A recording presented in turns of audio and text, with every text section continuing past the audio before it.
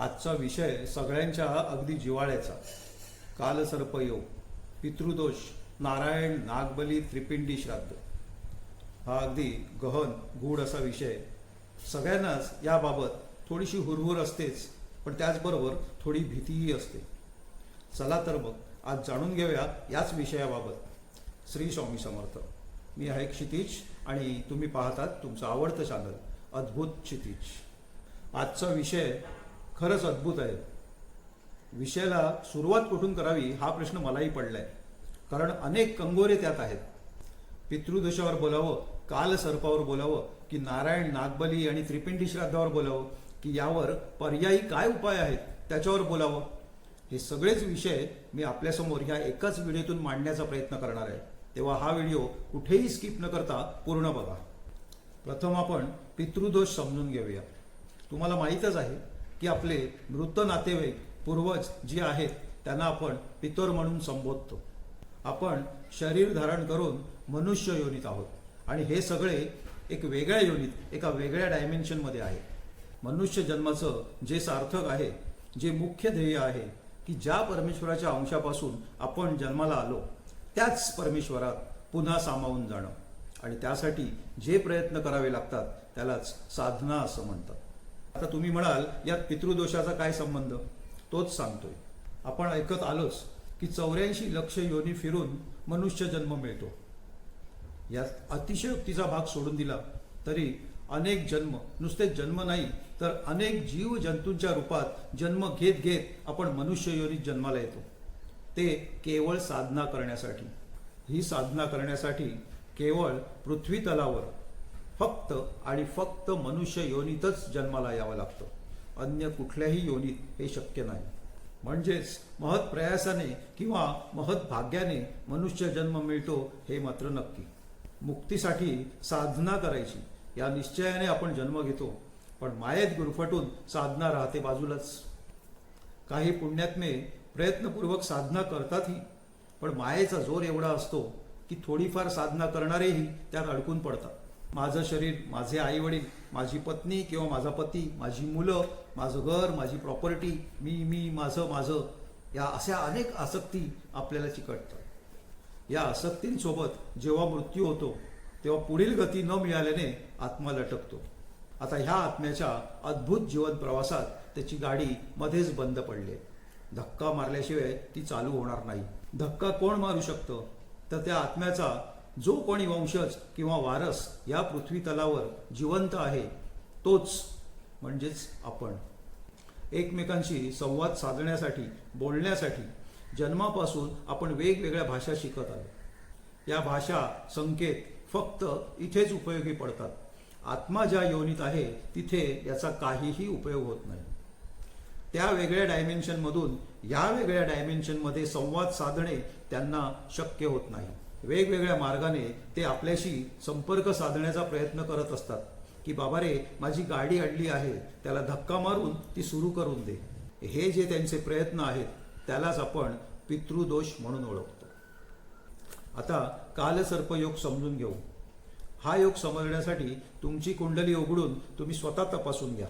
कुंडलीतील 12 स्थानांमधून वेगवेगळे ग्रह मांडलेले दिसतील. यात राहू आणि केतू परस्पर विरुद्ध दिशेला दिसतील. हे दोन्ही बिंदू, ज्यांना आपण राहू आणि केतू म्हणून ओळखतो, हे नेहमीच एकमेकांपासून 180 अंशावर असतात. म्हणजेच राहूपासून 7व्या स्थानी केतू आणि केतूपासून 7व्या स्थानी राहू. त्यावेळी कुंडलीतील प्रमुख 7 ग्रह म्हणजेच चंद्र, सूर्य, मंगळ, बुध, गुरु, शुक्र आणि शनी हे राहू आणि केतूच्या एकाच बाजूला मांडलेले असतील. या तरी किंवा या तरी त्यालाच कालसर्पयोग असं मानलं जातं. असा योग माझ्या मते लाखात किंवा 10 लाखात एका कुंडलीत येऊ शकतो. तरीही अनेकांना कालसर्पयोग आहे असं सांगितलं जातं. जर तुम्हाला त्यातली माहिती आहे असं सांगितलं तर पूर्ण नाही, अर्ध कालसर्पयोग आहे असं सांगतात.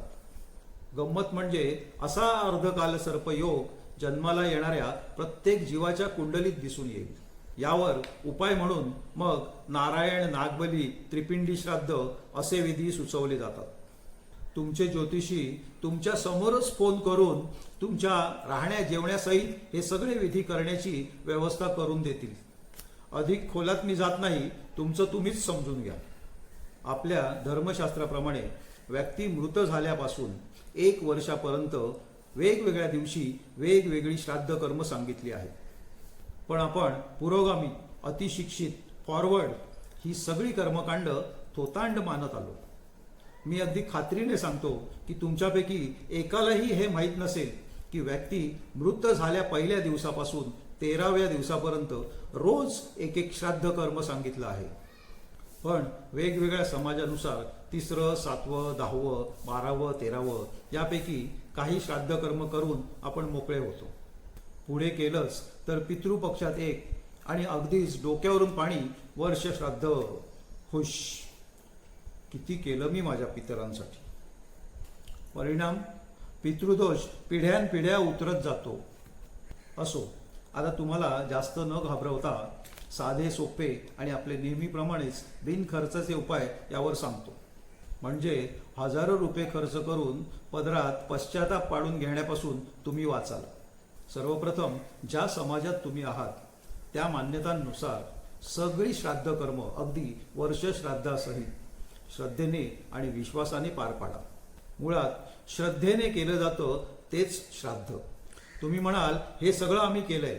थांबा, अजून उपाय मी सांगितलेले नाहीत. सगळ्यात आधी व्यक्ती मृत झाल्यावर 13 दिवसांचं कार्य पार पडलं की घरात उदक शांती करून घेणे अत्यावश्यक आहे. ती जर केली नसेल तर त्वरित करून घ्या. 2 उपाय मी सांगतो, तुम्हाला जो जमेल तो तुम्ही करू शकता. धर्मशास्त्रानुसार आपल्या घराण्यात जर कोणी संन्यास घेतला तर त्याच्यापासून मागील 21 पिढ्या आणि पुढील 21 पिढ्या असा 42 पिढ्यांचा उद्धार होतो. म्हणजेच मागील 20 पिढ्यांमध्ये कोणी पितर लटकले असतील तर त्यांना उत्तम गती मिळेल आणि त्याचप्रमाणे पुढील 21 पिढ्यांमध्ये कोणीही लटकणार नाही. आता दुसरा अधिक सोपा उपाय सांगतो. खास पितरांसाठी म्हणजेच त्यांच्या उद्धारासाठी त्यांना गती मिळावी याकरता एक नामजप आहे. आपल्याला असणाऱ्या पितृदोषाच्या त्रासाच्या तीव्रतेनुसार तो जप कमी अधिक प्रमाणात करावा लागतो. श्री गुरुदेव दत्त हाच तो जप. आपल्या तीव्रतेनुसार, त्रासानुसार 3, 6, 9, 12 माळा आपण रोज एकाच जागी आणि शक्यतो एका वेळी बसून करावायचा आहे. जपासाठी आसन घ्यावं. शुचिर्भूत होऊन किंवा किमान हातपाय तोंड धुवून एकाच जागी बसून, शक्यतो घरातील नैऋत्य कोपऱ्यात बसून हा जप आपण करायचा आहे. जप सुरू कराल त्या पहिल्याच दिवशी शक्यतो संकल्प केल्यास अधिक उत्तम. संकल्प किंवा प्रार्थना अशी करावी की हा जो जप मी करणार आहे तो माझ्या पितरांचा उद्धार होण्यासाठी किंवा त्यांना उत्तम गती मिळावी यासाठी करत आहे. तेव्हा या जपाचं सर्व पुण्य माझ्या पितरांना मिळावं आणि त्यांना उत्तम गती मिळावी हीच माझी प्रार्थना आहे. अशा पद्धतीने जप सुरू केल्यावर 3 ते 6 महिन्यात तुम्हाला घरात सकारात्मक परिणाम दिसायला लागेल. पूर्ण त्रास म्हणजे पितृदोषाचा पूर्ण त्रास नाहीसा होण्यासाठी माझ्या मते 2 ते 3 वर्ष सलग असा जप करावा लागेल. जसजसे आपले पितर मुक्त होत जातील म्हणजेच त्यांना उत्तम गती मिळत जाईल तसतसे त्यांचे आशीर्वाद आपल्याला लाभतील आणि आपल्या मार्गातील सर्व अडचणी आणि आपले प्रॉब्लेम दूर होऊ लागतील. व्हिडिओ आवडला असेल तर लाईक, कमेंट, शेअर करा.